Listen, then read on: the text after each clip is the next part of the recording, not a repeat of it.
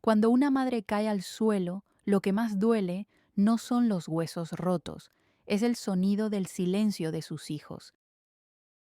Esa frase, que alguna vez leí en algún lugar, ahora sé exactamente lo que significa, porque la sentí, la viví en carne propia, la respiré en mi propia casa. El golpe fue seco, un ruido sordo y feo, un tump que pareció hacer vibrar el aire y que resonó en el pasillo, un sonido que me pareció ajeno, como si no hubiera salido de mi propio cuerpo.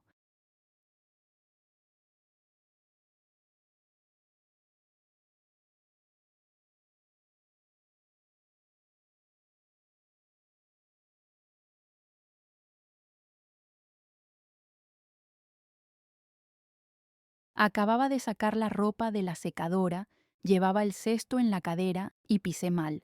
Quizás fue un mareo, quizás fue el borde de la alfombra, pero el resultado fue el mismo. Mi cadera, la derecha, impactó contra el azulejo frío del pasillo con una fuerza brutal que me robó el aliento. Fue un dolor agudo, eléctrico, una puñalada de fuego blanco que me subió desde el hueso hasta la garganta, ahogando el grito que quería salir.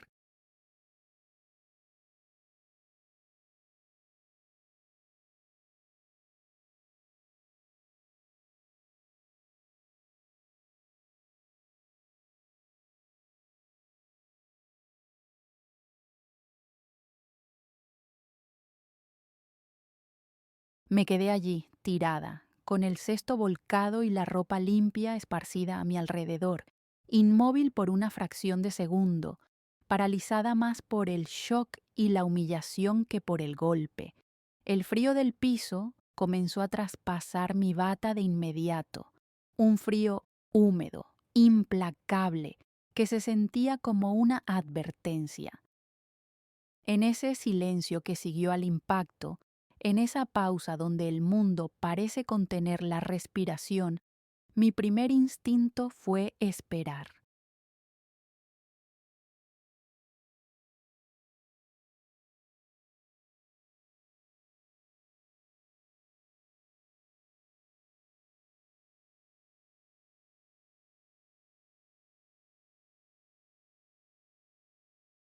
Esperar el sonido de las sillas arrastrándose, los pasos apresurados por el corredor, la voz de alarma de mis hijos. Esperar el «Mamá, ¿qué pasó? ¿Estás bien?», pero desde la sala, donde sabía perfectamente que estaban Martín y Laura, mis dos hijos adultos, las dos vidas que yo había cuidado con cada gramo de mi energía durante décadas, no llegó nada.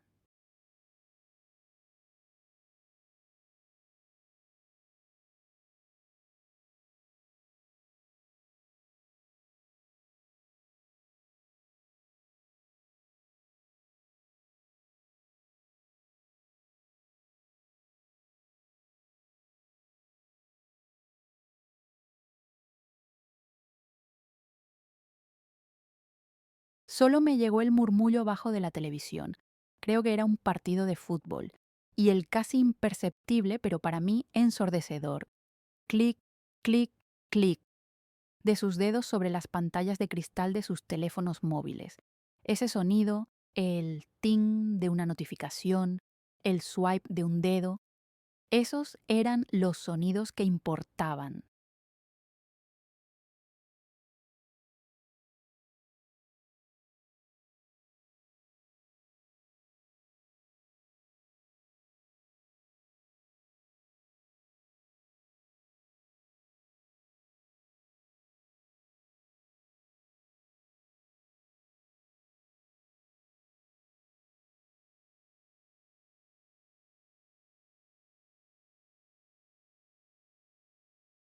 Me quedé allí, tirada entre las toallas limpias, con el dolor punzante en la cadera y una realización aún más aguda, más fría que el piso, naciendo en mi pecho. Me había vuelto invisible para ellos. Giré la cabeza, un movimiento que me costó un esfuerzo titánico, como si mi cuello estuviera hecho de plomo. El dolor de la cadera irradiaba olas de fuego hacia mi espalda baja. Apreté la mandíbula con tanta fuerza que me dolieron los dientes, solo para no gritar.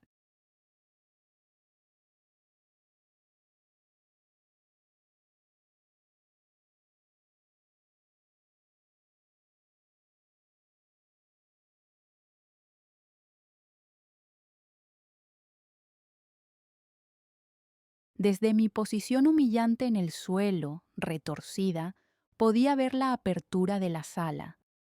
Y los vi. Vi a Martín, de 42 años, y a Laura, de 39, cómodamente sentados en el sofá que yo había comprado.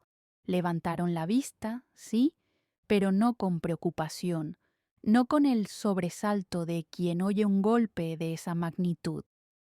Levantaron la vista con molestia, como si mi caída hubiera sido un ruido inconveniente que interrumpió su concentración.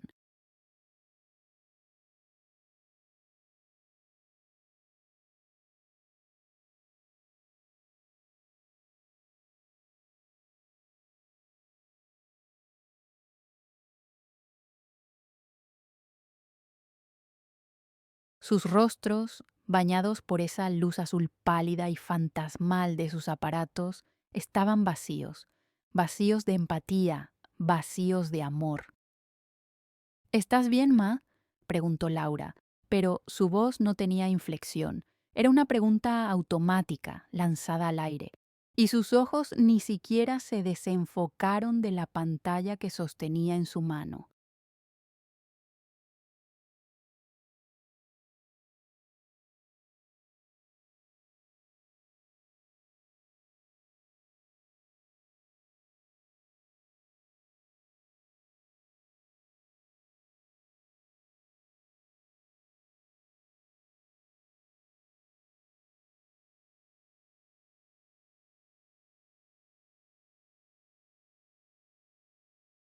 Su pulgar siguió moviéndose, deslizando imágenes, deslizando mi dolor fuera de su realidad, probablemente mirando la vida perfecta de alguna desconocida en Instagram. Martín, mi hijo mayor, mi primogénito, ni siquiera habló, solo emitió un sonido gutural, un antes de volver a mirar su propio teléfono, probablemente revisando alguna notificación de negocios o un mensaje sin importancia en un grupo. Creo,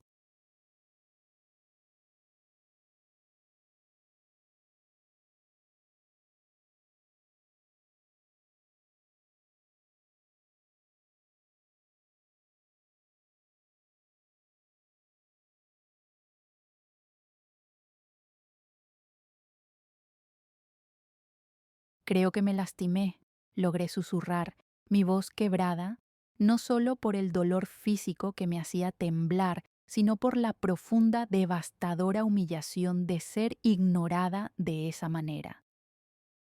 Las lágrimas quemaron mis ojos, lágrimas calientes de rabia y de una tristeza insondable.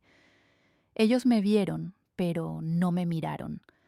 Oyeron el golpe, pero no escucharon mi sufrimiento. Esa mirada, esa breve, despectiva e indiferente mirada, fue más dolorosa que el hueso golpeado.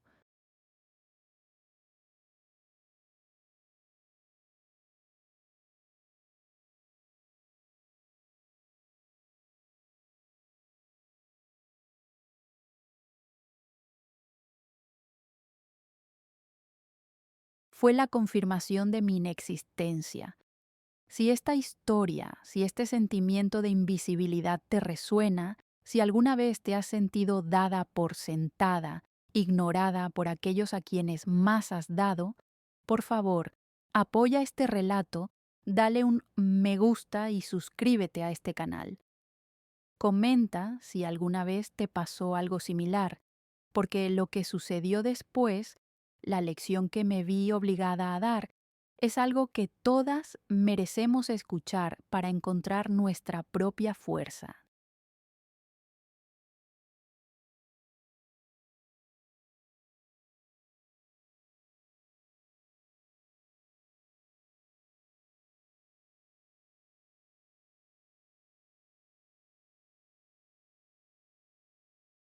Ellos no se movieron, ninguno de los dos, ni un músculo.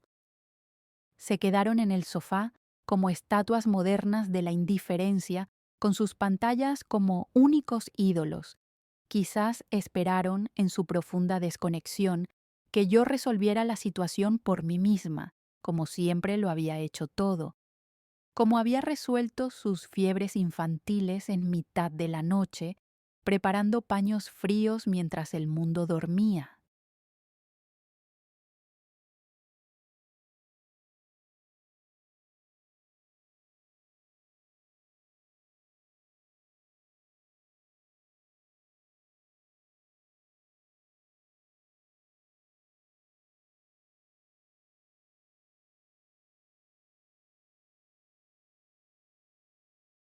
Como había resuelto sus tareas escolares imposibles, quedándome despierta hasta la madrugada para hacer maquetas o estudiar historia con ellos, como había resuelto sus corazones rotos de adolescentes, escuchando sus llantos durante horas, diciéndoles que todo estaría bien, como había resuelto una y otra vez sus problemas financieros de adultos, firmando préstamos, dándoles de mis ahorros, cubriendo sus deudas. Yo siempre era la que resolvía.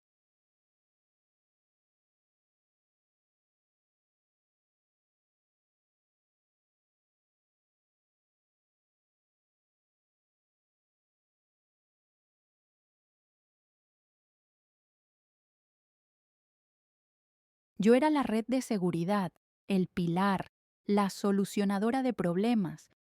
Ya, tranquila, seguro fue solo el golpe, dijo finalmente Martín, su voz proyectada desde la comodidad del sofá, con un tono de fastidio palpable, como quien tranquiliza a un niño por un rasguño, como si mi dolor fuera una exageración.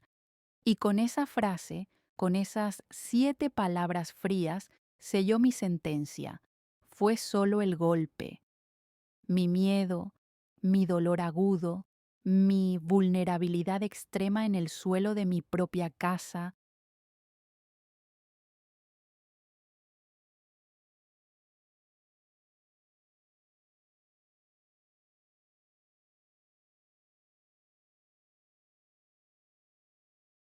todo reducido a solo el golpe, una molestia. En ese instante comprendí que estaba absoluta, total y aterradoramente sola, con un gemido que no pude reprimir, un sonido que salió de lo más profundo de mi alma herida, un sonido animal. Apoyé las palmas de mis manos en el piso frío. El azulejo estaba pegajoso en un lugar. Alguien debió derramar algo de jugo y no lo limpió. Tuve que levantarme, no por ellos, porque ellos ya habían demostrado que no vendrían.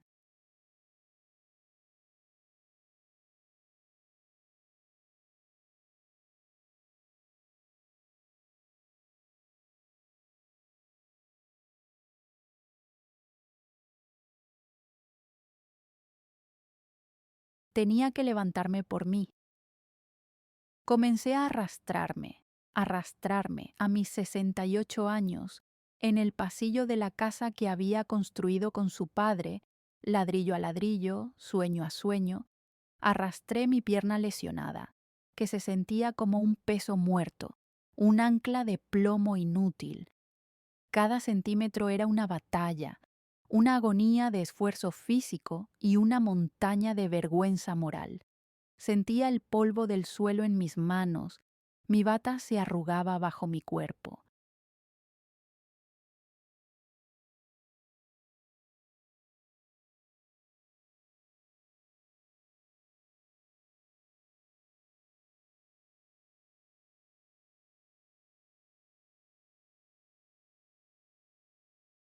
Me sentí como un animal herido, buscando refugio mientras mi propia manada miraba hacia otro lado, hipnotizada por luces brillantes.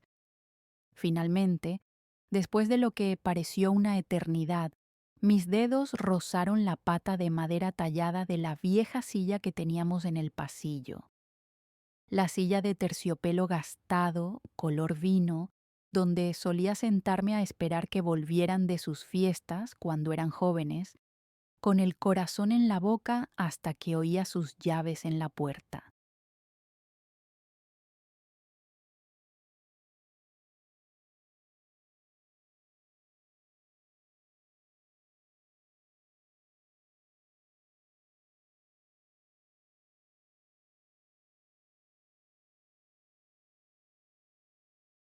Me aferré a sus apoyabrazos con una fuerza que no sabía que tenía, una fuerza nacida de la desesperación y la furia.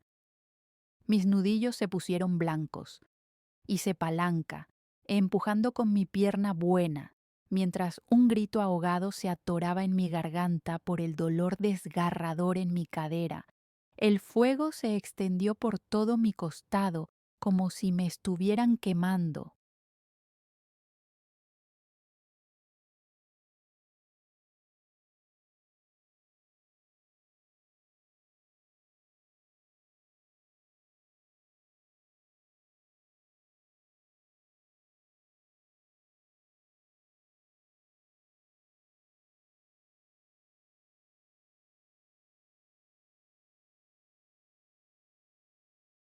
Cuando finalmente logré incorporarme, cuando mi cuerpo tembloroso cayó pesadamente sobre el asiento de la silla, me quedé sin aliento, bañada en un sudor frío, temblando de pies a cabeza. El terciopelo áspero rascó mi piel.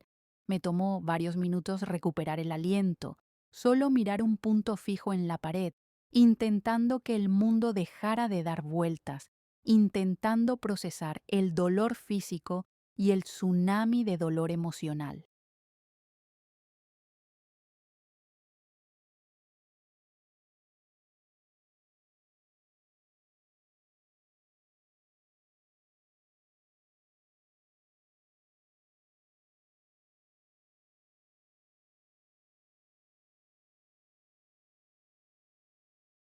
Cuando pude volver a enfocar la mirada, miré hacia la sala. Ellos no se habían movido. Seguían exactamente en la misma posición. El partido de fútbol seguía sonando. El clic, clic, clic de sus dedos seguía allí. Y entonces lo oí, claro como el agua. El ding de una notificación en el teléfono de Laura.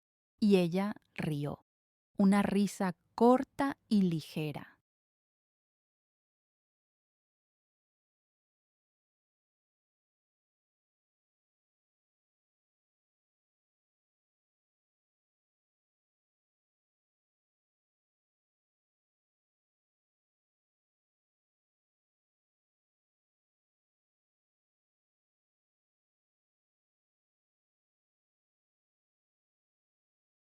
El sonido de su risa, mientras yo estaba a metros de distancia, rota por dentro y por fuera, fue el último clavo en el ataúd de mi paciencia.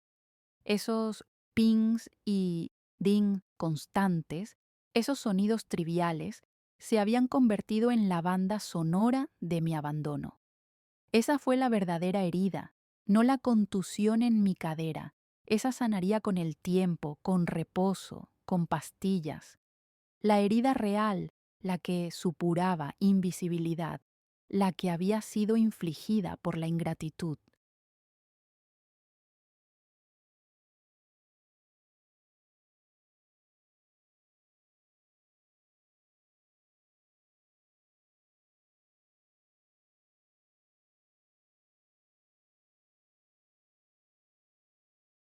Esa herida acababa de abrirse, y yo sabía, sentada allí, sola y adolorida, que esa herida cambiaría todo.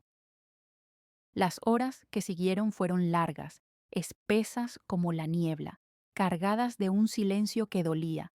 Me quedé en esa silla del pasillo por un tiempo que no puedo medir. ¿Media hora? ¿Una hora? El reloj del pasillo parecía burlarse de mí con su tic-tac rítmico.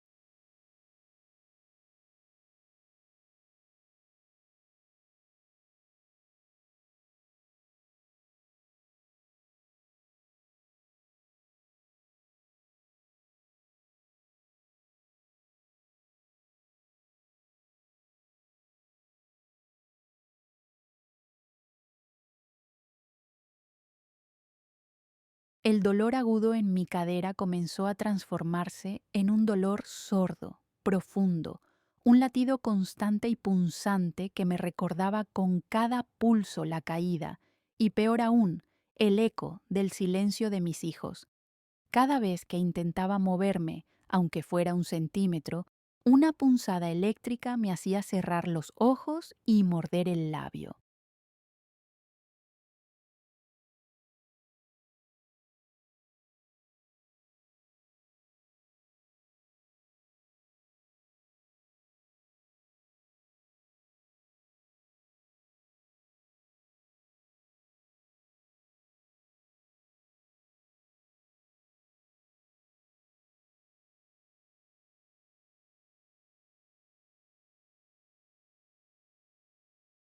Eventualmente apoyándome en las paredes como si fuera una anciana mucho mayor de lo que soy, usando la pared como muleta, logré cojear paso a paso hasta mi habitación.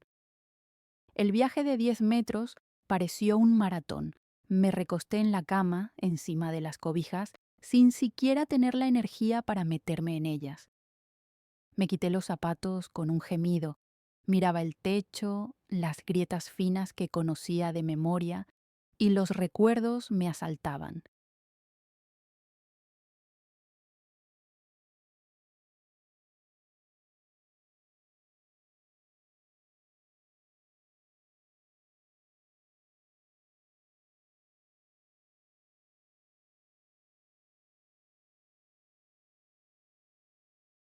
Pero no eran recuerdos felices de sus infancias, no eran las risas en el jardín, eran recuerdos de sacrificios, las horas extras que hice en la fábrica después de que su padre murió, llegando a casa con las manos hinchadas solo para que no les faltara nada en la escuela, las vacaciones a la playa que nunca tomé porque el dinero se iba en sus campamentos de verano o en sus clases de guitarra.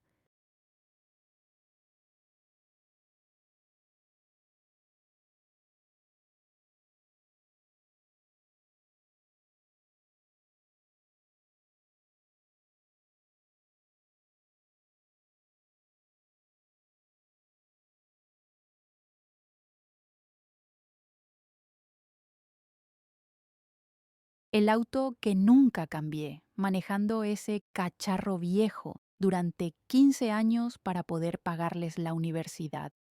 Las cenas que preparé con tanto esmero, sus platos favoritos, y que ellos comían mirando el televisor con los audífonos puestos, apenas probando bocado, respondiendo con monosílabos.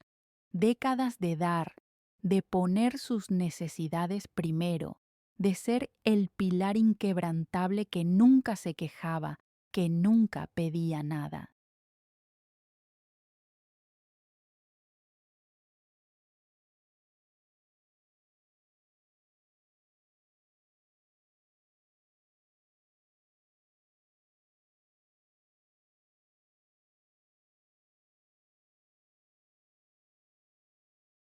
Y ahora me daba cuenta, ese pilar se había derrumbado en el pasillo y a nadie le había importado.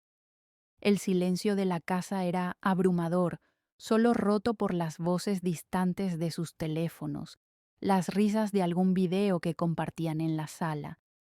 Mi dolor era un planeta distante en el que ellos no tenían interés en aterrizar. Eventualmente el dolor se volvió insoportable. Necesitaba un analgésico.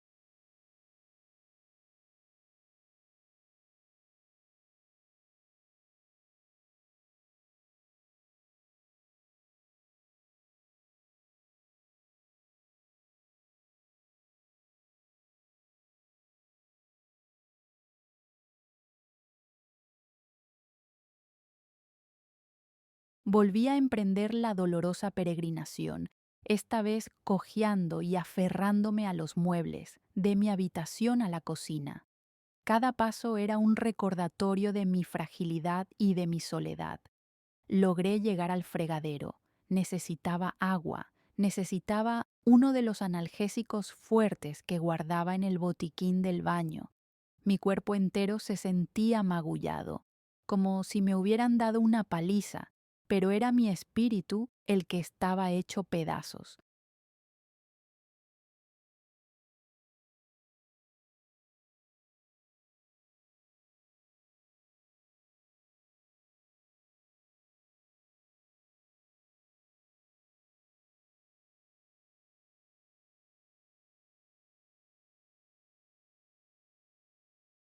Abrí el congelador, saqué una bolsa de guisantes congelados y la envolví en un paño de cocina. Me senté con dificultad en la mesa de la cocina, la misma mesa redonda de madera donde les había enseñado a leer, donde habíamos celebrado tantos cumpleaños con pasteles caseros. Apoyé la bolsa de hielo improvisada en mi cadera.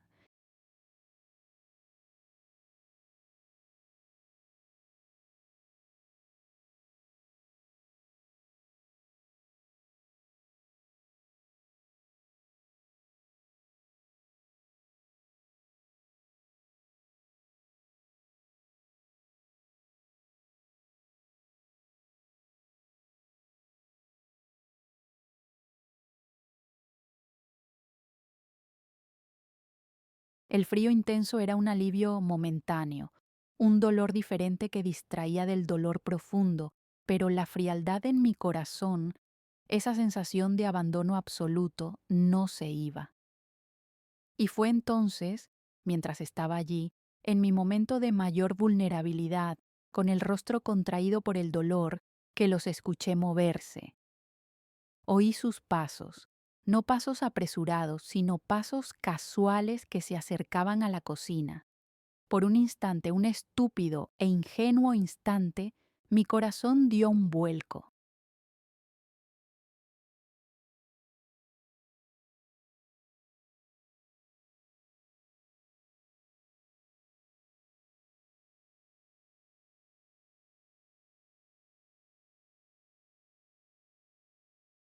Una chispa de esperanza, la tonta esperanza de madre que nunca muere, quizás ahora que la tarde caía, que el shock había pasado, venían a ver cómo estaba, quizás venían a pedirme perdón por no haberme ayudado, quizás venían a ofrecerme llevarme al médico.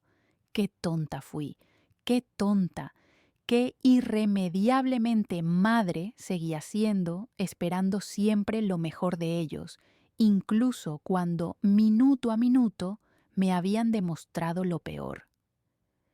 Entraron a la cocina,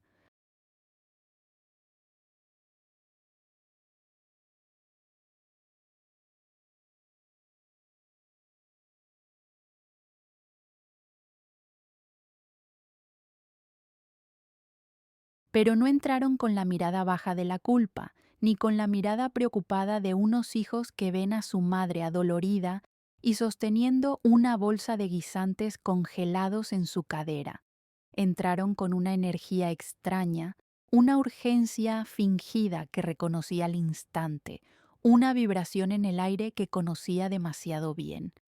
Era la energía que tenían siempre que necesitaban algo.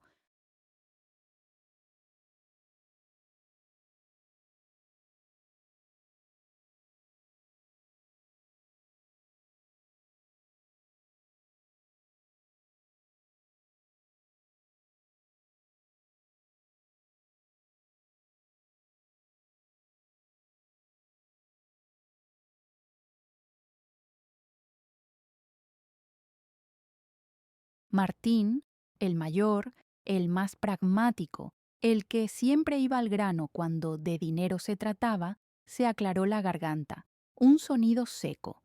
Sus ojos evitaron mirar la bolsa de hielo que yo apretaba contra mi costado. Su mirada se fijó en la pared, justo por encima de mi cabeza. Laura se quedó un paso atrás, como siempre, usando a su hermano de escudo. Jugaba nerviosamente con el borde de su blusa, sus ojos yendo de mi cara al suelo y de vuelta al suelo.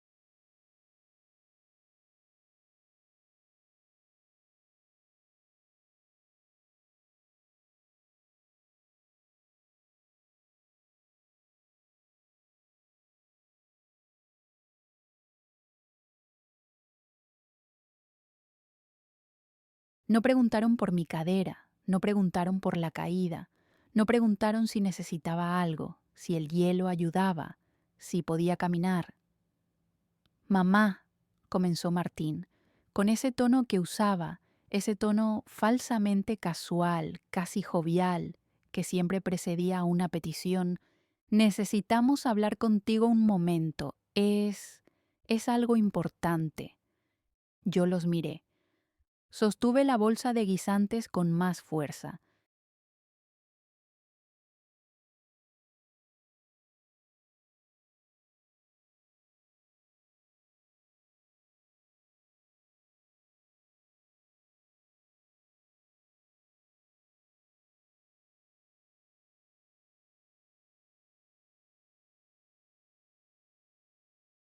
Miré sus rostros, los rostros que había besado millones de veces desde que eran bebés regordetes y olían a talco, hasta los adultos preocupados por sí mismos en que se habían convertido.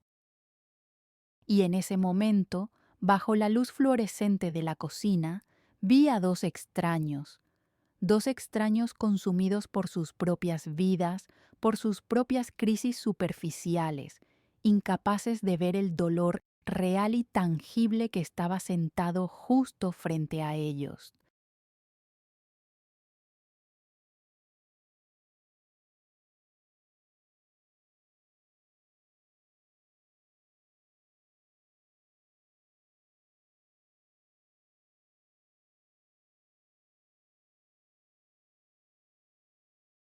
El latido sordo de mi cadera pareció intensificarse, como si mi cuerpo estuviera tratando de gritar lo que mi voz no podía.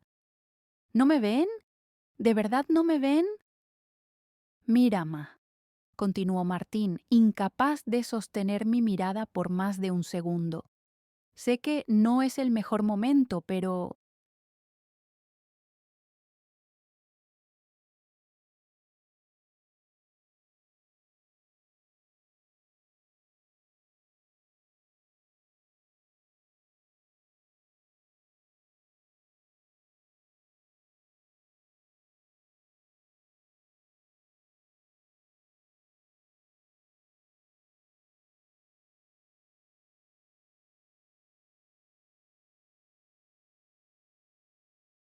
no es el mejor momento.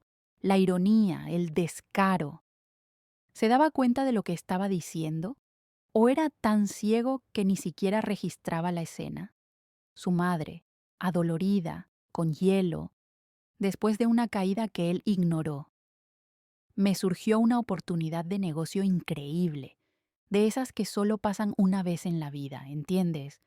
Un socio va a invertir una buena suma, pero necesito poner mi parte y necesito hacerlo rápido, antes del viernes. Es una inversión segura, te lo juro.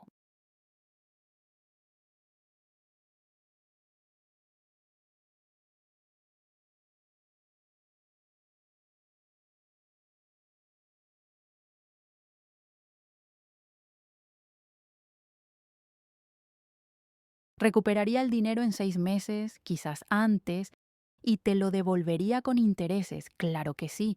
Es solo que el banco me pide muchos papeles, se tarda mucho, y esto es de ya.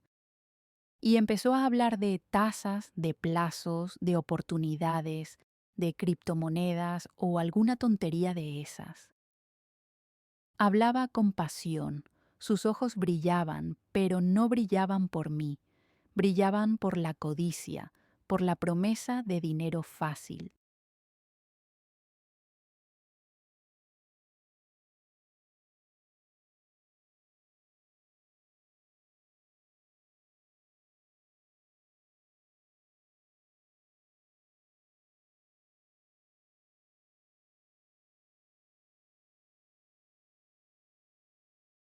Y mientras él desgranaba su discurso ensayado, su voz convirtiéndose en un zumbido de mosquito en mis oídos, mi mente solo podía reproducir en bucle el sonido de mi cuerpo golpeando el suelo. Mi mente solo podía ver su rostro volviéndose hacia el teléfono, diciéndome, seguro fue solo el golpe. No me había preguntado si necesitaba un médico, si podía caminar, si tenía miedo después de la caída.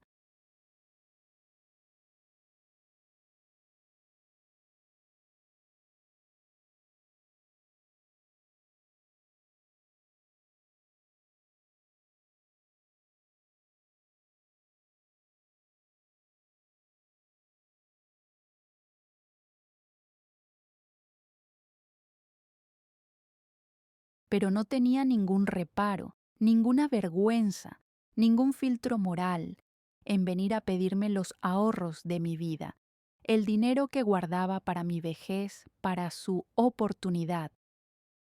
La disonancia era tan brutal, tan absurda, que me provocó náuseas físicas.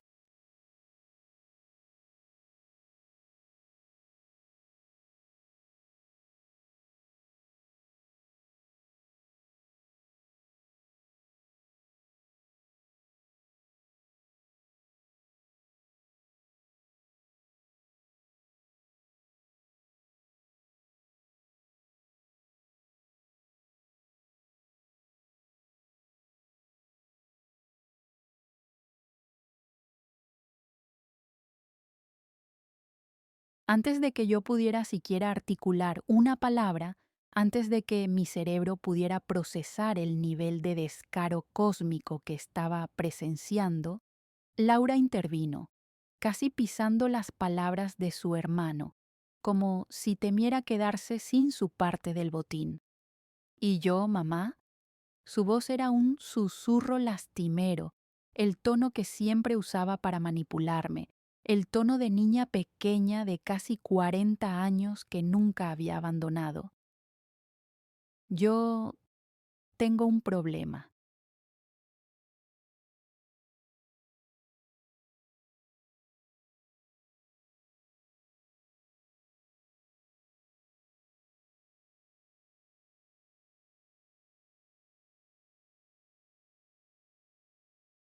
Es con la tarjeta de crédito. Se me, se me complicó todo este mes. Los intereses me están comiendo viva. Es una pesadilla. Hice unos gastos que no debía, ya lo sé. No me retés. Me compré esa ropa para la entrevista y, bueno, otras cositas, pero si no pago el mínimo esta semana, se convertirá en una bola de nieve. Ya me están llamando del banco. Ella sí me miró, pero con ojos de cachorro apaleado, una actuación que ya me sabía de memoria.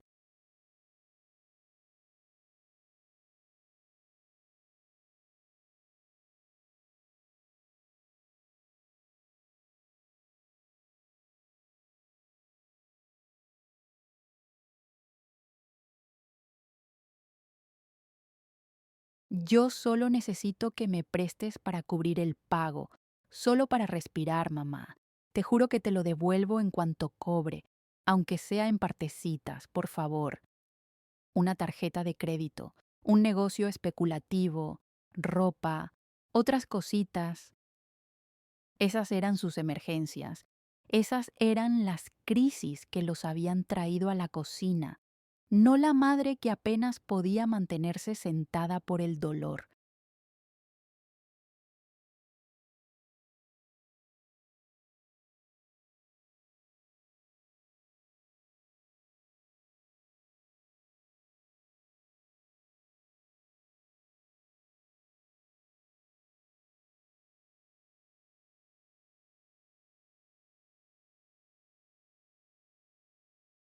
Mis dos hijos, mis dos hijos adultos, habían venido a mí, horas después de verme en el suelo, para presentarme sus problemas financieros como si esa fuera la verdadera tragedia del día. El verdadero traumatismo post-caída era este. Se quedaron allí, en silencio después de sus discursos, mirándome con una expectación ansiosa, esperando mi respuesta. Martín con su impaciencia mal disimulada, Laura con su falsa vulnerabilidad.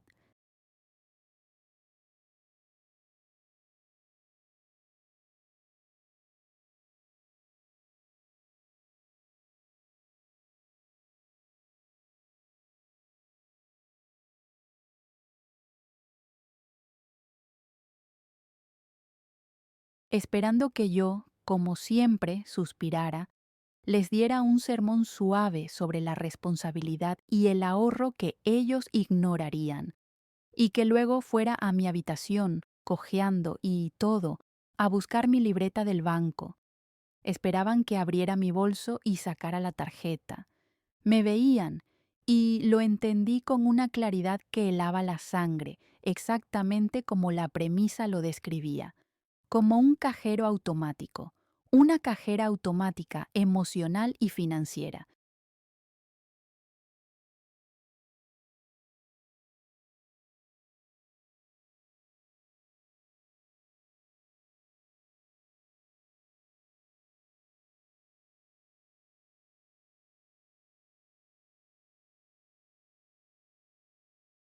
Un recurso inagotable que siempre estaría allí para solucionar sus desastres, para financiar sus caprichos, para absorber sus errores, para dispensar amor y dinero sin pedir nada a cambio.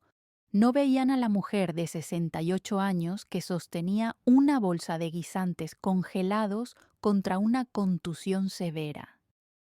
No veían a la madre cuyo corazón se había roto en mil pedazos en el pasillo, a pocos metros de donde estaban. Solo veían la solución a sus problemas de dinero.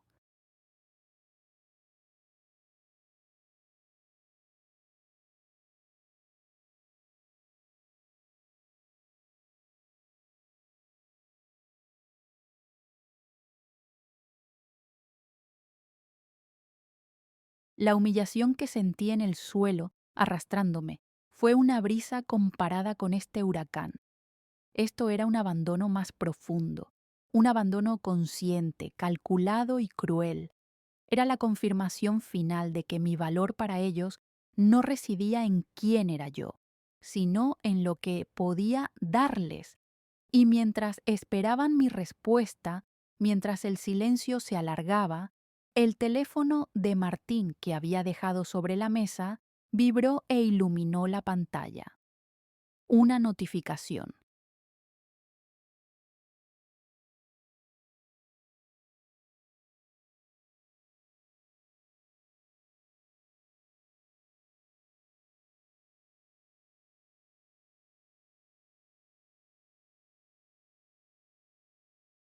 Él, instintivamente, como un reflejo pavloviano, bajó la mirada para verla. Ese sonido, ese ting, el mismo sonido que no había cesado mientras yo estaba en el suelo. El sonido del mundo que ellos priorizaban. Ese ding fue mi punto final. Tomé una respiración profunda. El aire de la cocina se sentía viciado, pesado, difícil de tragar. Sentí el olor a café quemado de la mañana.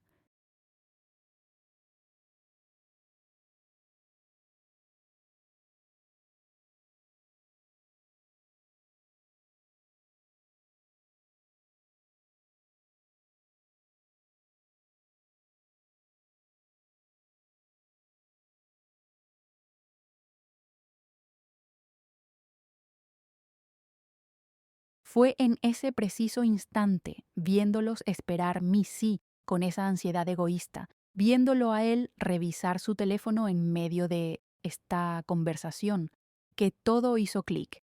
La epifanía, el verdadero gatillo de todo, no había sido la caída. La caída fue un accidente, algo físico, algo que el cuerpo, con tiempo, olvida.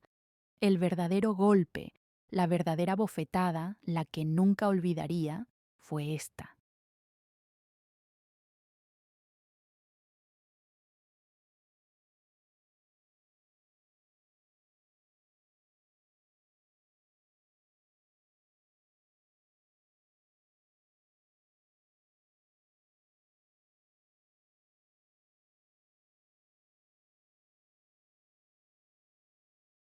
La humillación suprema de que me pidieran dinero, mi dinero, el dinero que guardaba con tanto esfuerzo para mi propia vejez, para no depender de nadie, minutos después de haberme ignorado en mi momento de mayor necesidad física. Era la bofetada de la hipocresía. Ellos no me veían, Esa era la dolorosa, innegable verdad. Mi dolor era invisible, mi miedo era irrelevante.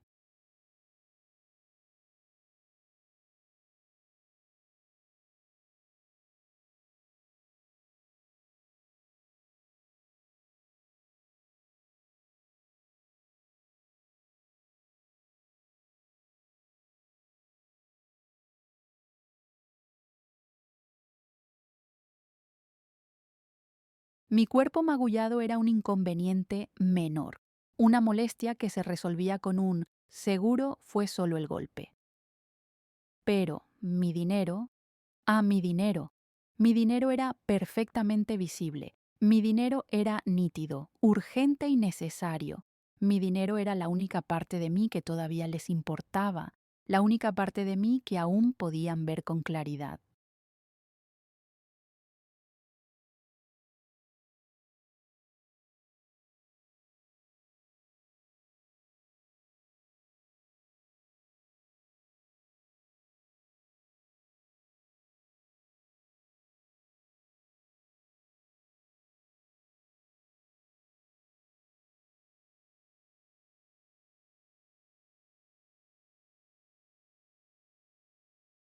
Esa constatación se asentó en mi estómago como un bloque de plomo, apagando de golpe, como un soplido a una vela, las últimas brasas de ese amor maternal incondicional que todo lo perdona.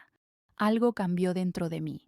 No fue un estallido, no fue un grito, no fue un ataque de histeria, fue un cambio silencioso, sutil, pero definitivo, como un interruptor que se gira en una habitación oscura, encendiendo una luz fría y brillante.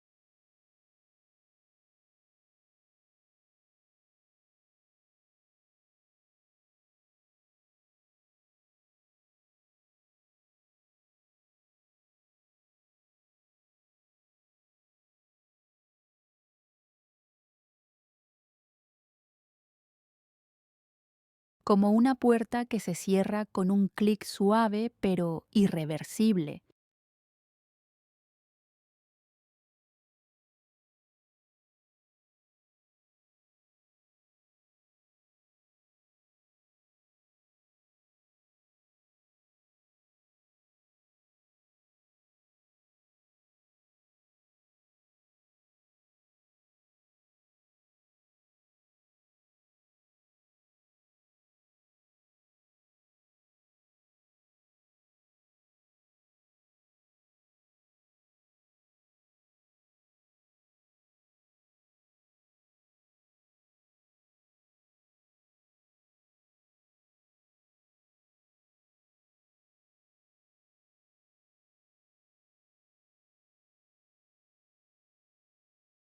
La Amelia que todo lo sacrificaba. La madre abnegada que siempre encontraba excusas para la indiferencia de sus hijos. Es que trabajan mucho, están estresados. Así es la juventud de ahora, esa Amelia, la que siempre ponía la otra mejilla, la que creía que el amor era sinónimo de aguantar, esa Amelia, la tonta, murió en esa silla de la cocina, con una bolsa de guisantes congelados en la cadera y dos pares de ojos codiciosos fijos en ella.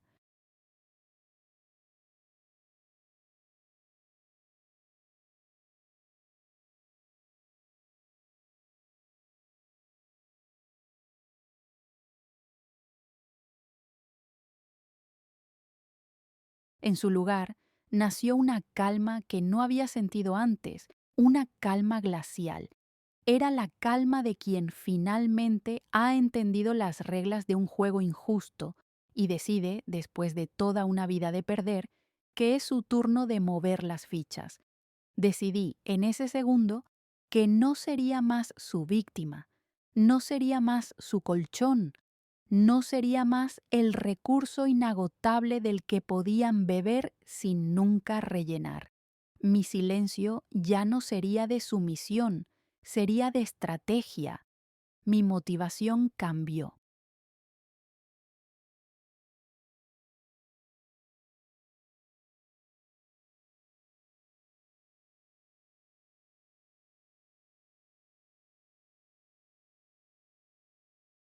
Dejó de ser el amor incondicional porque el amor, para serlo, para ser real, necesita al menos ser recíproco en el respeto, en la mirada, en la simple humanidad de preguntar ¿estás bien?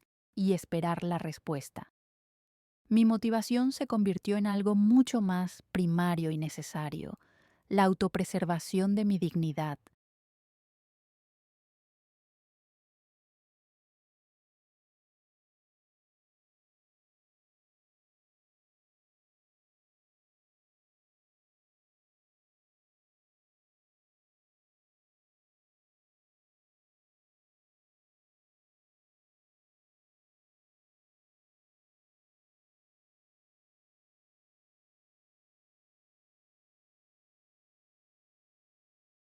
Si ellos, mis propios hijos, habían decidido reducir nuestra relación, la relación más sagrada de todas, a una simple transacción, si yo solo era valiosa por mi capacidad de proveer, entonces yo les respondería en el mismo idioma, les daría una transacción, pero sería una que no olvidarían jamás. Decidí, con una claridad mental que me sorprendió, que usaría ese mismo dinero que tan desesperadamente codiciaban.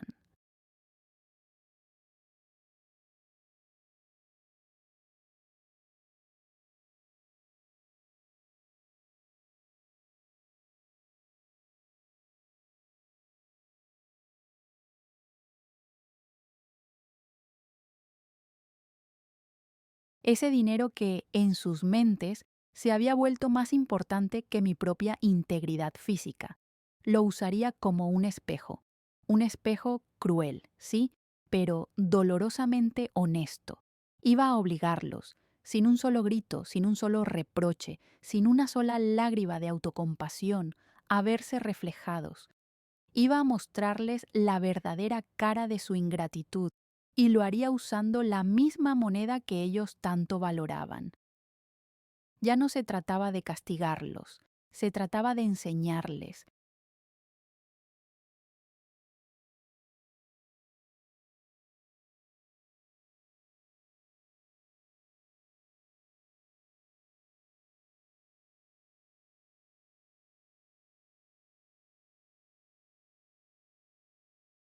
Se trataba de que me vieran, por fin, así que no respondí, no de inmediato. Me quité la bolsa de guisantes de la cadera, el paño estaba húmedo. La puse sobre la mesa dejando un círculo de condensación y me quedé en silencio. Un silencio largo, denso, pesado. Dejé que su nerviosismo creciera en ese vacío. La cocina, que antes era el corazón de la casa, se volvió una sala de tribunal. El único sonido era el zumbido del refrigerador.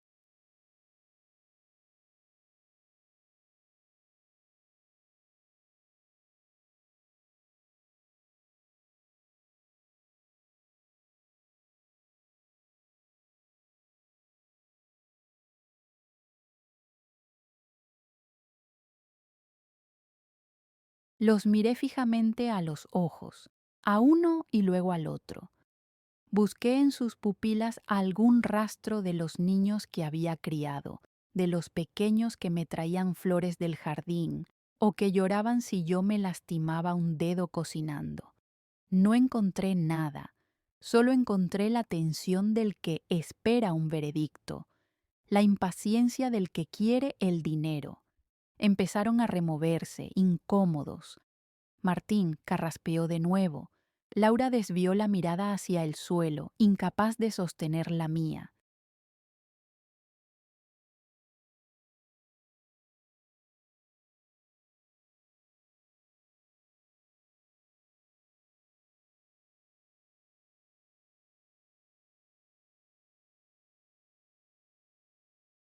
No estaban acostumbrados a mi silencio. Estaban acostumbrados a mi capitulación inmediata, a mi suspiro y a mi veré qué puedo hacer. Pero este silencio era nuevo. Era un silencio pesado, cargado de propósito, cargado de una decisión irrevocable. Ellos pensaban que yo estaba calculando, que estaba dudando, que estaba pensando si darles todo o solo una parte. Pensaban que estaba a punto de ceder. La realidad era que yo ya había actuado, yo ya había ganado.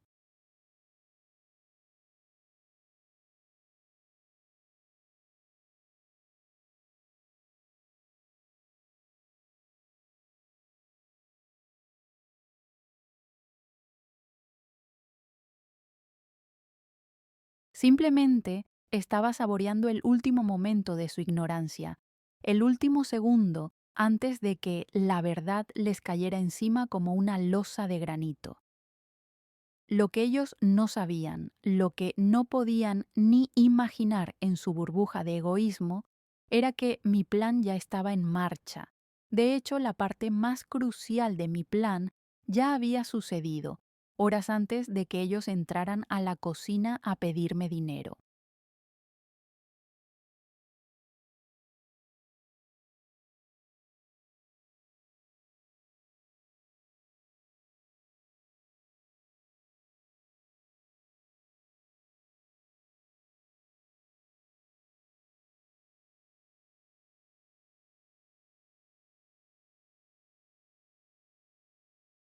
Sucedió en ese lapso de tiempo en que me dejaron sola en la silla del pasillo, después de haberme arrastrado como un insecto.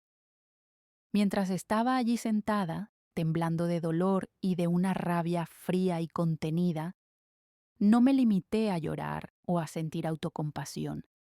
Actué. Con los dedos entumecidos y temblorosos por el shock, saqué mi propio teléfono de mi bolsillo, pero no lo usé para perderme en redes sociales o para ignorar la realidad que tenía delante.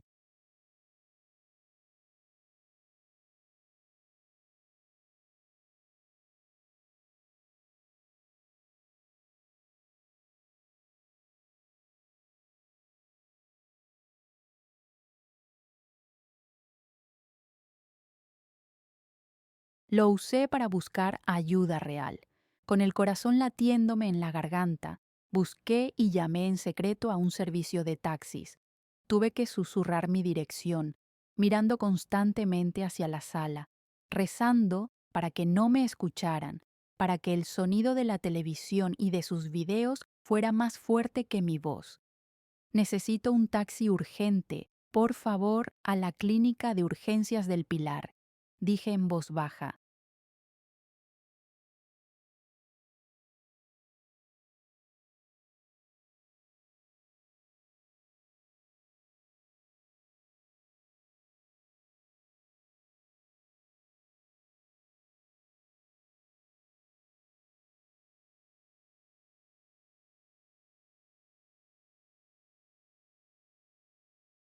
Cada palabra era un esfuerzo, no solo por el dolor, sino por la vergüenza de tener que esconderme en mi propia casa. Agarré mi bolso, el mismo bolso que ahora estaba sobre la encimera de la cocina, y un abrigo, porque el temblor no se me quitaba. Bajar las escaleras del porche fue una auténtica odisea. Cada escalón era una descarga eléctrica en mi cadera. Tuve que apretar los dientes con tanta fuerza que me dolió la mandíbula.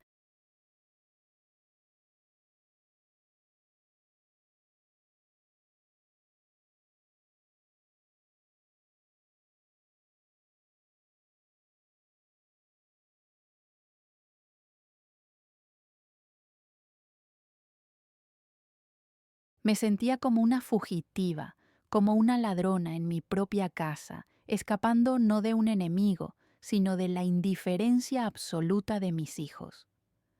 Cuando el taxi llegó, el conductor, un hombre joven, con cara de cansado, un completo desconocido, me miró bajar los escalones con una mueca de dolor y se bajó apresuradamente para ayudarme. ¿Se encuentra bien, señora? ¿La ayudo a subir?, me dijo, su voz llena de una preocupación genuina que me desarmó por completo.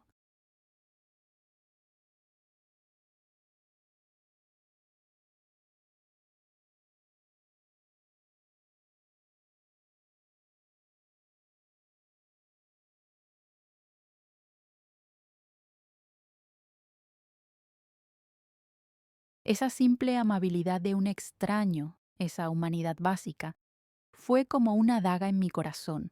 Asentí incapaz de hablar. Las lágrimas volvieron a mis ojos. A la clínica, por favor, rápido, le dije una vez dentro. El viaje fue una tortura.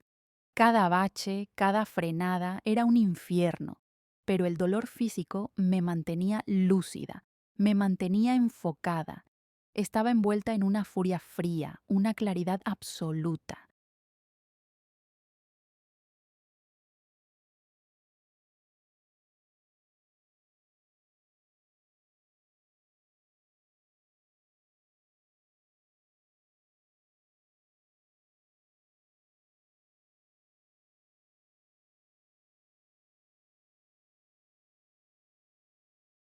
La sala de urgencias de la clínica estaba llena de gente, olía a desinfectante y a café quemado.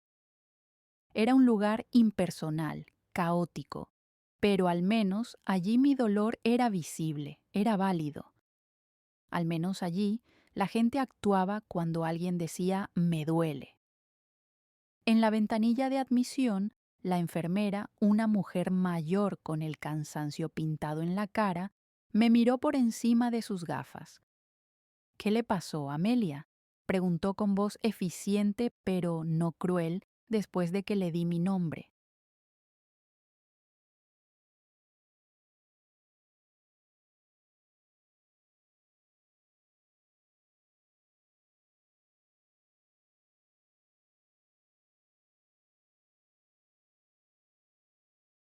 Me caí en mi casa. Un golpe fuerte en la cadera, expliqué. Y entonces la primera mentira. ¿Viene sola? Sí, respondí. Estaba sola. Pero no era una mentira del todo. Estaba funcionalmente sola, que es una soledad mucho peor que la física. Me hicieron pasar rápido. El médico de guardia era joven, eficiente, pero amable. Me escuchó. Me escuchó de verdad, asintiendo, sin interrumpirme.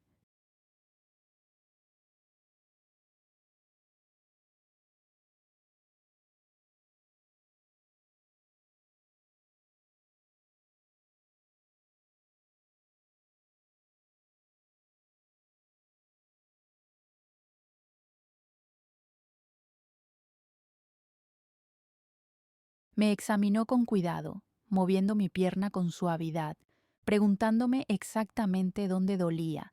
Su tacto era profesional, pero humano. Vamos a hacer una radiografía, Amelia, solo para descartar una fractura de cadera.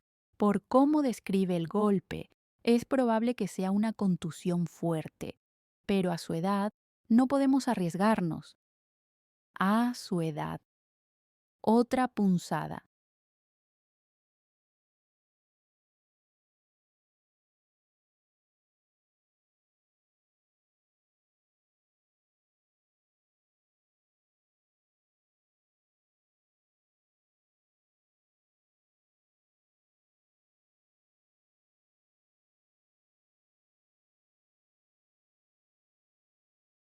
Me llevaron en una silla de ruedas, algo que mis hijos, en la comodidad de su sofá, ni siquiera habían pensado en ofrecerme.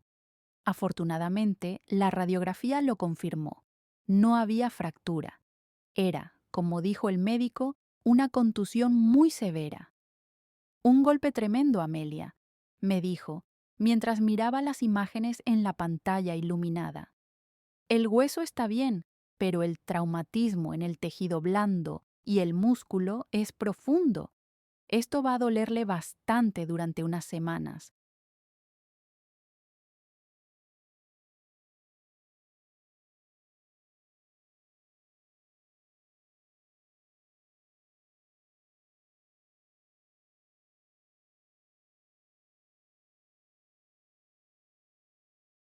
Necesita reposo absoluto, nada de esfuerzos y estos analgésicos fuertes para el dolor y la inflamación. Luego me miró con seriedad, sus ojos jóvenes pero serios. No debería estar sola. Tiene quien la cuide, alguien que le alcance las cosas, que la ayude a moverse estos primeros días. No puede andar subiendo y bajando escaleras ni haciendo esfuerzos. Esas palabras. No debería estar sola. Resonaron en el pequeño consultorio estéril.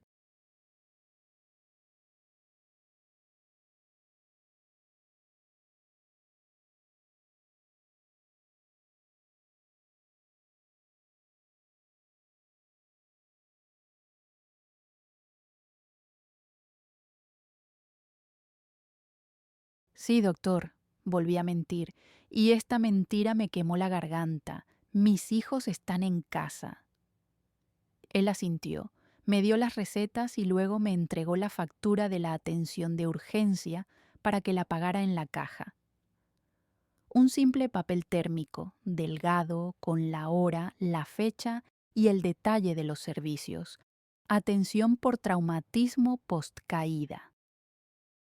Sostuve esa factura en mi mano.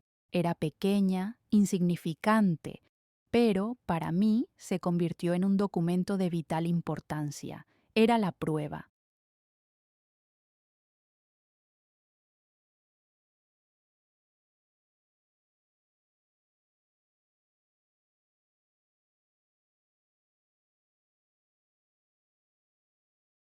La prueba física, tangible, de mi dolor, de mi soledad y del abandono de mis hijos.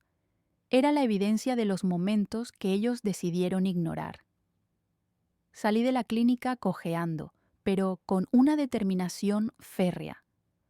Pagué la consulta con mi tarjeta de débito, viendo cómo una parte de mis ahorros se iba. Tomé otro taxi de regreso. El dolor era intenso, los analgésicos aún no hacían efecto, pero mi mente estaba más clara que nunca. Entré en mi casa en silencio.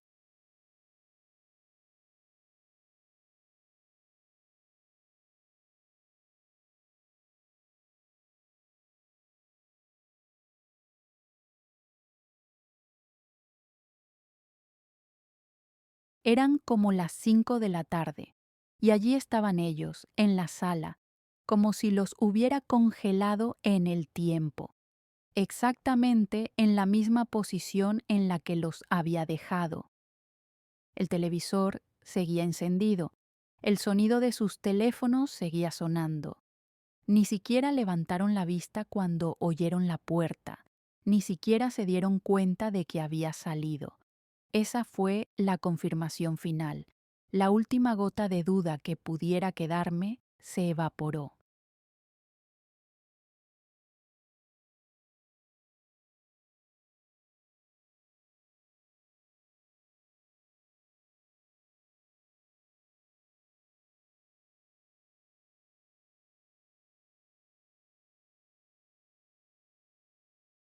Fui a mi habitación y, por primera vez en mi vida en esa casa, cerré la puerta con llave.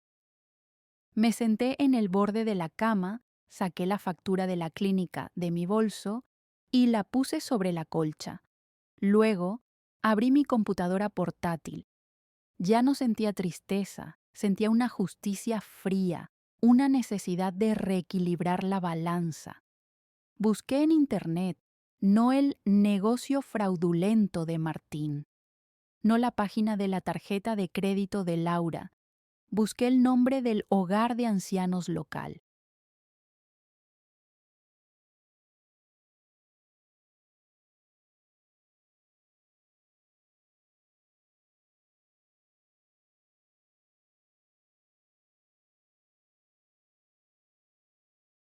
El hogar de ancianos San Judas Tadeo. Un lugar que sabía que hacía un buen trabajo, un lugar que siempre estaba pidiendo donaciones para pañales y comida, un lugar lleno de personas que, como yo, probablemente sabían lo que era la soledad, incluso teniendo familia. Encontré su portal de donaciones. El proceso fue rápido, casi demasiado. Miré el monto total que, calculaba yo, mis hijos iban a pedirme. Tenía una idea bastante clara de sus deudas y sus oportunidades.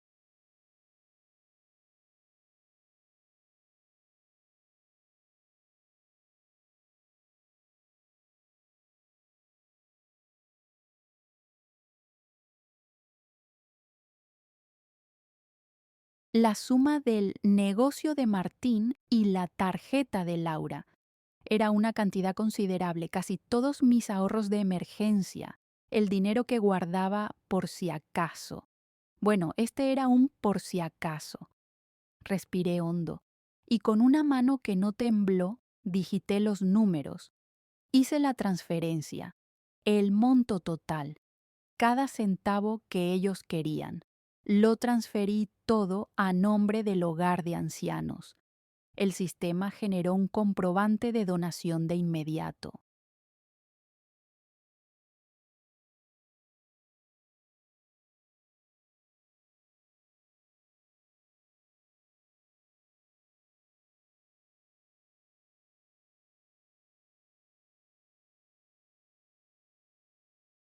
Lo imprimí en la pequeña impresora que tengo en mi escritorio. El sonido de la impresión fue extrañamente satisfactorio.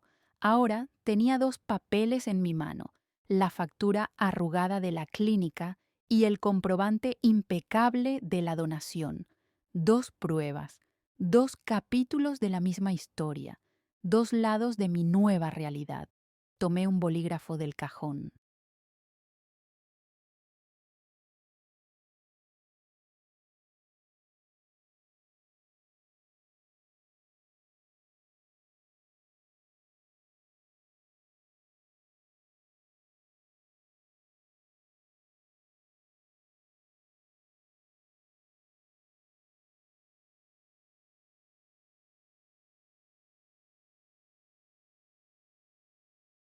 En la parte inferior del comprobante de donación, con mi caligrafía clara y firme, la caligrafía con la que les había firmado sus tareas escolares, escribí una pequeña nota.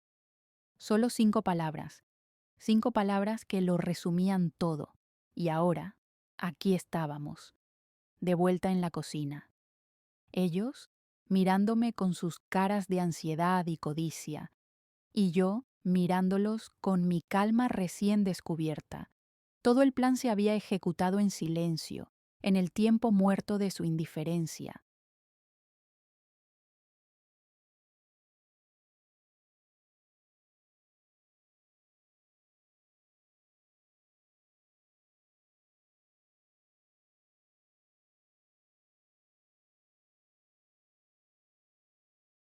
Ellos creían que estaban iniciando una negociación.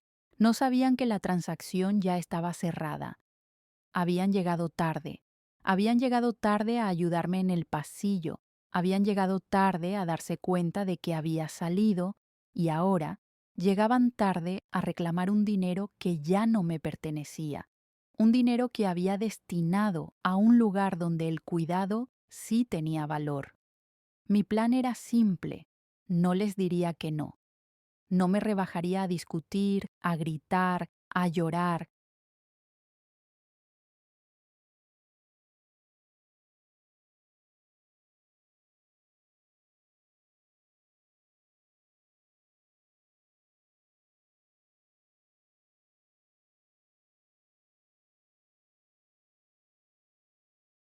Dejaría que la verdad, en papel, hablara por mí. Dejaría que sus propias acciones y mis consecuencias hicieran todo el ruido. Y así, el momento de la verdad había llegado. Estábamos suspendidos en ese silencio tenso en la cocina. El zumbido del refrigerador era el único sonido. Sus ojos fijos en mí esperando la respuesta habitual, el suspiro de resignación, mi movimiento hacia el cajón del dinero.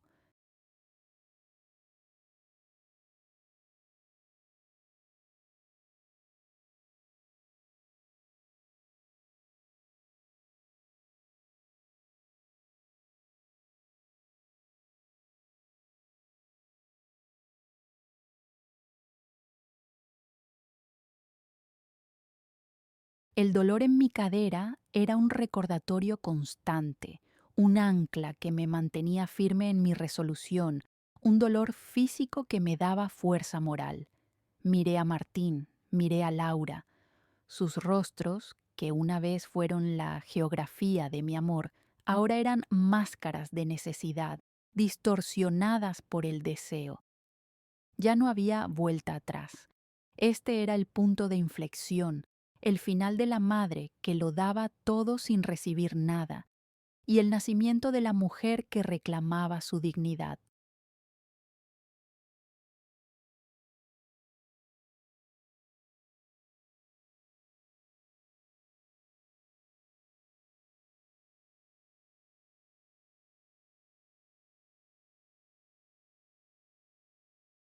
No iban a haber gritos, no iba a haber llantos, no iba a haber un listado de mis sacrificios. Eso habría sido inútil. Ya lo había intentado antes y solo recibía ojos en blanco. Esta vez solo habría la verdad, una verdad fría, documentada e irrefutable. Lentamente, sin romper el contacto visual, levanté mi mano, la mano que no estaba ocupada sosteniendo la compresa helada contra mi cuerpo. Mis dedos no temblaron. Con mi dedo índice señalé.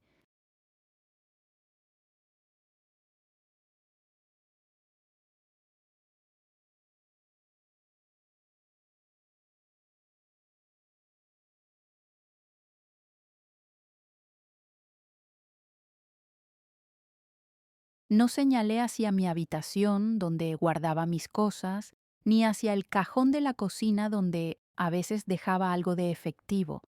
Señalé hacia el mostrador de la cocina, a unos metros de ellos, donde descansaba mi viejo bolso de cuero marrón, el bolso que había llevado a la clínica, el bolso que lo contenía todo, mi vida, mis llaves, mi monedero y ahora mi justicia.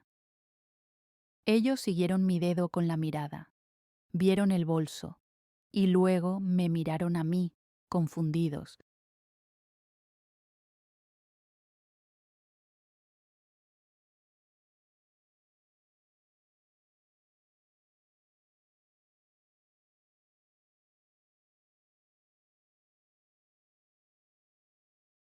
Sus mentes, tan rápidas para calcular sus deudas y sus ganancias, no podían procesar este gesto. Estaban esperando un cheque o una transferencia, no un acertijo. Martín frunció el ceño, su impaciencia creciendo, visiblemente irritado. ¿Qué, Emma? ¿El dinero? ¿Está ahí? ¿Por qué no solo...? Asentí lentamente, solo un movimiento de cabeza. Sí, dije, y entonces pronuncié las palabras que había ensayado en mi mente, las palabras que desatarían el final.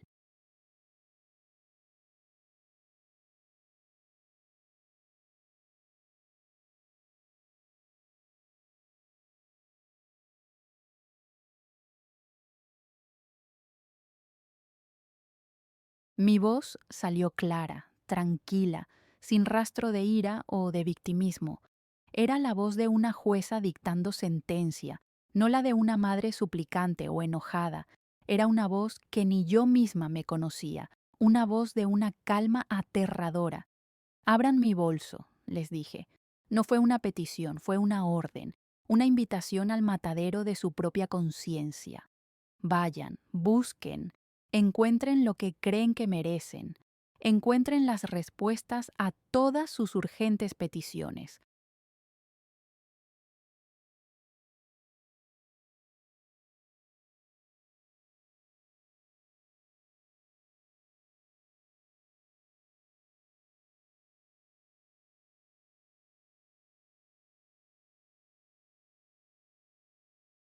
Martín, siempre el más impulsivo, el más desesperado por la gratificación instantánea, fue el primero en moverse. Dio 2 pasos rápidos y agarró mi bolso. Lo tomó con una brusquedad que me dolió, sin el respeto que se le tiene a las cosas de una madre, como si fuera un objeto que se interponía en su camino. Laura se acercó a él, mordiéndose el labio, sus ojos fijos en el bolso como si fuera un cofre del tesoro, como si esperara que de él salieran lingotes de oro.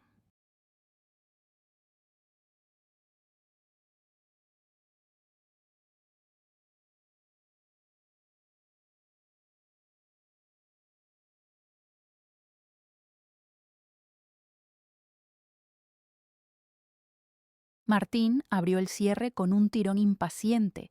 Sus dedos, gruesos y ansiosos, se hundieron en el interior, revolviendo mis cosas.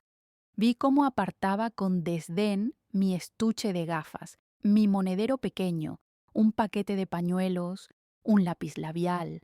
Buscaba el sobre con efectivo o mi tarjeta de débito o la libreta del banco. Su rostro mostraba la tensión del jugador que espera la carta ganadora. Su respiración era agitada, pero su mano no salió con dinero.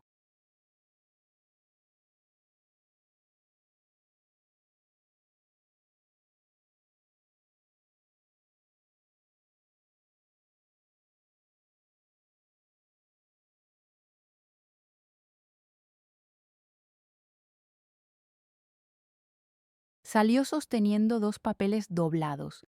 Eran los únicos papeles que había allí dentro, además de viejos recibos. Desdobló el primero con frustración, pensando que era una lista de compras o algo irrelevante, pero su expresión cambió en el instante en que sus ojos leyeron el encabezado. Era el papel térmico, delgado y frágil, la factura de la Clínica de Urgencias del Pilar. Pude ver cómo sus ojos saltaban de línea en línea, su rostro palideciendo bajo la luz de la cocina.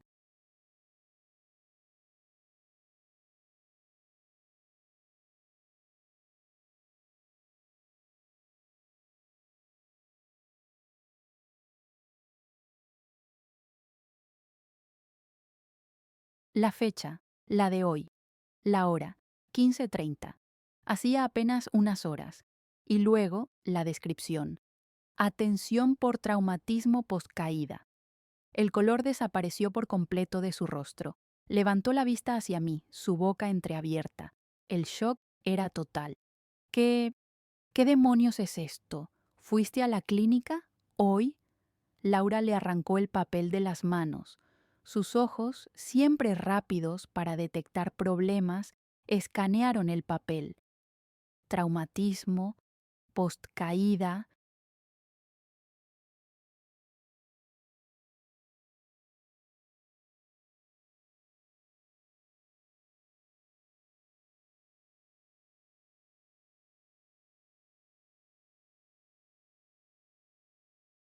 Mamá, ¿pero cuándo? ¿Por qué no? Su voz se apagó en el aire. La respuesta era obvia. La respuesta estaba en su propia memoria, en su propia indiferencia. El solo fue el golpe de Martín resonó en el silencio de la cocina como una bofetada para ellos. Comprendieron en ese instante que el golpe que habían ignorado había sido lo suficientemente grave como para que yo tuviera que ir sola, arrastrándome, a buscar ayuda médica mientras ellos veían televisión.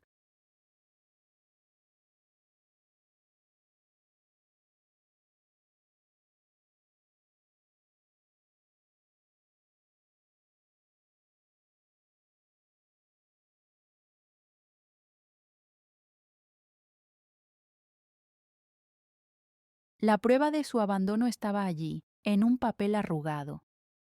Pero antes de que pudieran siquiera empezar a formular una excusa, antes de que el peso de su negligencia terminara de asentarse, los ojos de Martín se posaron en el segundo papel.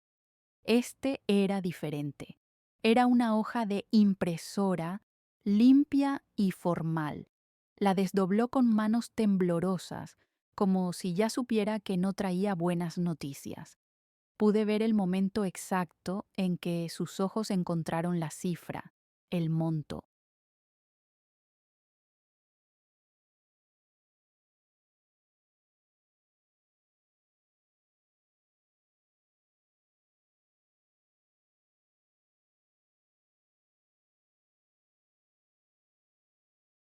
Y luego, el beneficiario, Hogar de Ancianos San Judas Tadeo. Sus ojos se abrieron de par en par, esta vez no con confusión, sino con horror y furia. Reconoció la cifra al instante. Era el monto exacto de su oportunidad de negocio. Y Laura, leyendo por encima de su hombro, soltó un pequeño grito ahogado. vio que también incluía el monto de su deuda de tarjeta. Era el total, el dinero que acababan de pedirme. Donaste...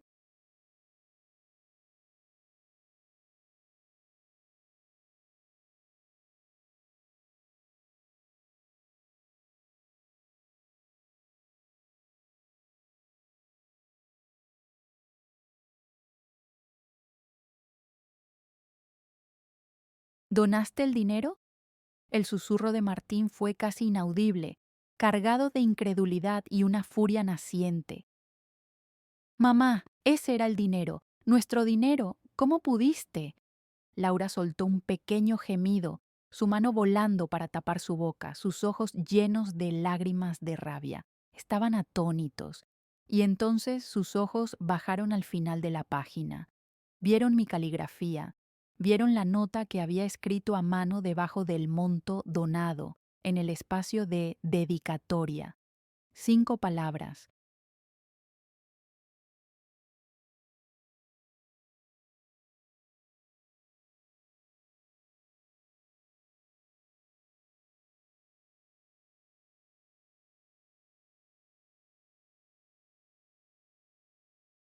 5 palabras que eran un espejo.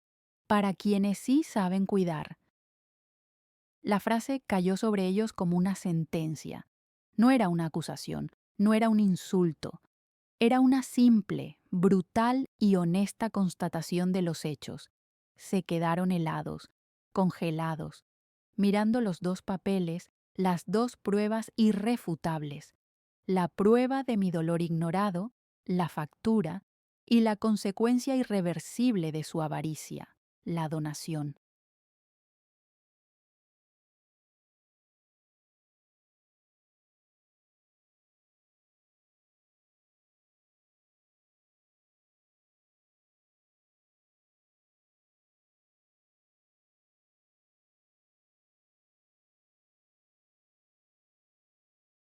En un solo instante, todo su mundo de justificaciones, todo su derecho autopercibido sobre mi vida y mis recursos, se vino abajo. No había dinero. Pero peor que eso, habían sido expuestos en su miseria moral. Todo el egoísmo, toda la indiferencia, toda la ceguera que habían practicado durante años, estaba allí, resumida en esos dos documentos. El silencio en la cocina era absoluto, monumental. Era el sonido de su vergüenza. El zumbido del refrigerador parecía un grito.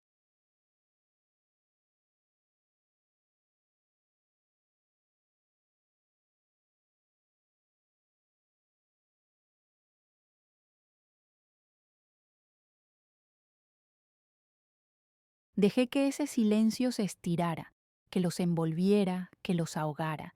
Y entonces, con la misma calma glacial con la que había empezado todo, los miré directamente a los ojos, a mis dos hijos, a esos extraños, y les pregunté, con una voz suave pero firme, una voz que por fin era mía. ¿Eso era lo que buscaban? No pudieron responderme. ¿Qué podían decir? ¿Cómo podían justificarse? La verdad era demasiado desnuda, demasiado fea, demasiado innegable.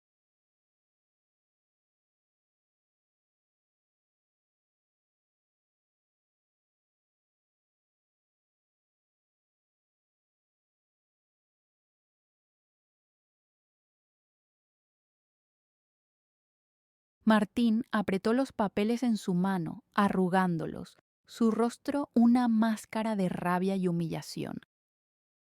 No puedes habernos hecho esto, masculló, pero su voz no tenía fuerza. Laura empezó a llorar, pero no eran lágrimas de arrepentimiento, las conocía bien. Eran lágrimas de frustración, de haber sido descubierta, de haber perdido el dinero. Eran lágrimas de niña caprichosa. Se quedaron mudos, enfrentados por primera vez a la consecuencia real, irreversible, de sus actos.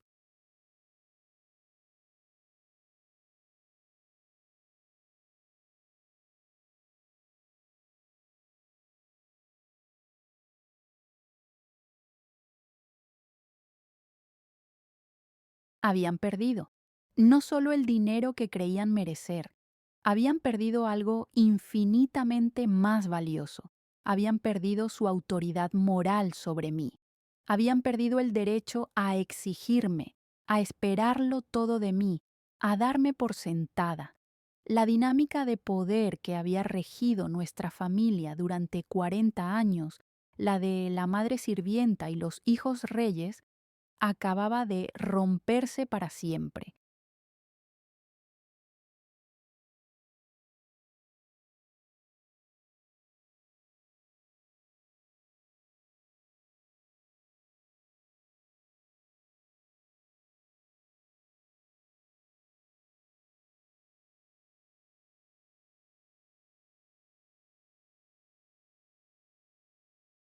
Lentamente, con el dolor punzante en la cadera como un recordatorio constante de mi victoria, me apoyé en la mesa y me puse de pie.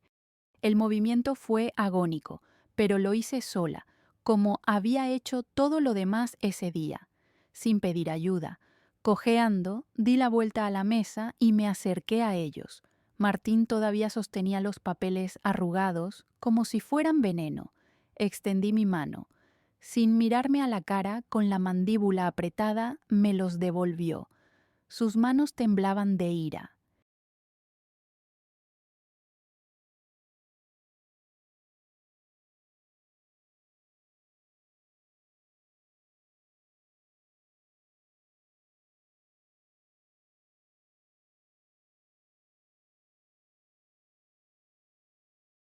Tomé la factura de la clínica, tomé el comprobante de la donación.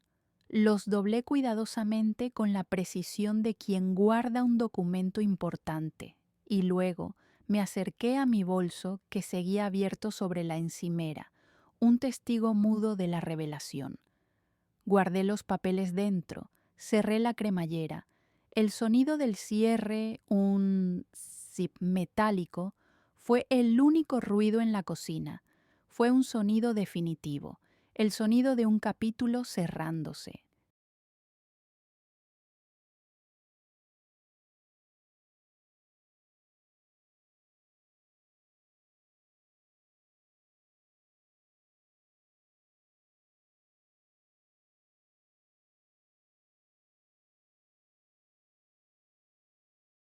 Sin decir una palabra más, sin darles una última mirada, sin esperar una disculpa que sabía que no vendría o que, si venía, sería falsa y motivada por el dinero perdido, les di la espalda. Empecé a caminar hacia mi habitación. Cada paso era doloroso, sí, pero cada paso se sentía más ligero que el anterior. Dejaba atrás el peso de sus expectativas, la carga de su ingratitud, el yugo de mi propia culpa.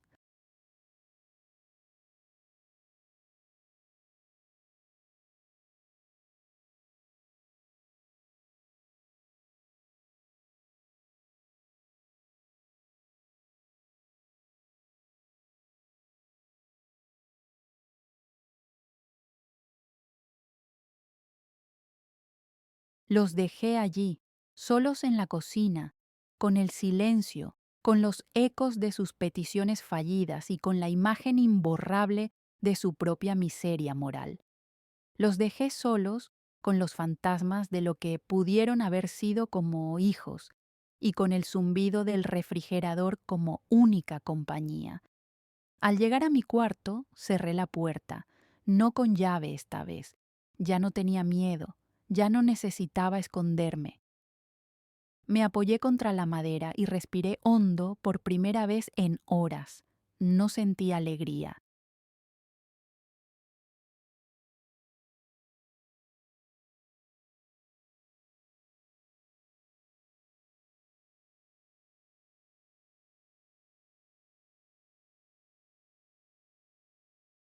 No hay alegría en descubrir que tus hijos te ven como un objeto, pero sentí paz, una paz profunda, sólida, la paz de haber hecho lo correcto, la paz de haber recuperado mi dignidad. Ese día, ellos habían aprendido que el banco de mamá había cerrado sus cuentas, no por falta de fondos, como el Banco de Martín, ni por exceso de deudas, como la tarjeta de Laura. Había cerrado sus cuentas porque los beneficiarios ya no cumplían con el requisito mínimo, el de ser humanos.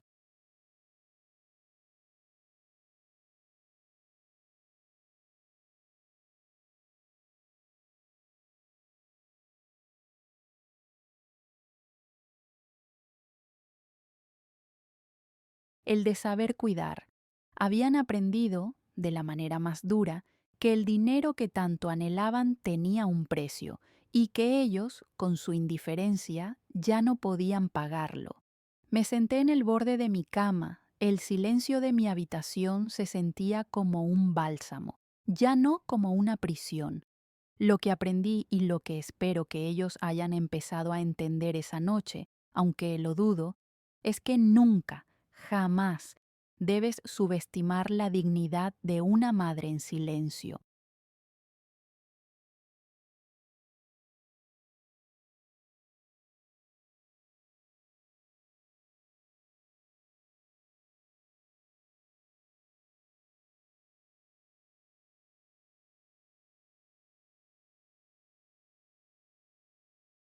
Las madres aguantamos mucho, perdonamos lo imperdonable, justificamos lo injustificable, nos rompemos en mil pedazos y nos volvemos a armar solas, todo en nombre de un amor que a veces nos ciega y nos convierte en cómplices de nuestro propio borrado. Pero hay un límite. Hay un punto en el que el amor propio, ese que dejamos olvidado en el fondo de un cajón, debe ganar. Porque la indiferencia es la forma más cruel y cobarde del abandono. Y siempre, siempre tiene un precio.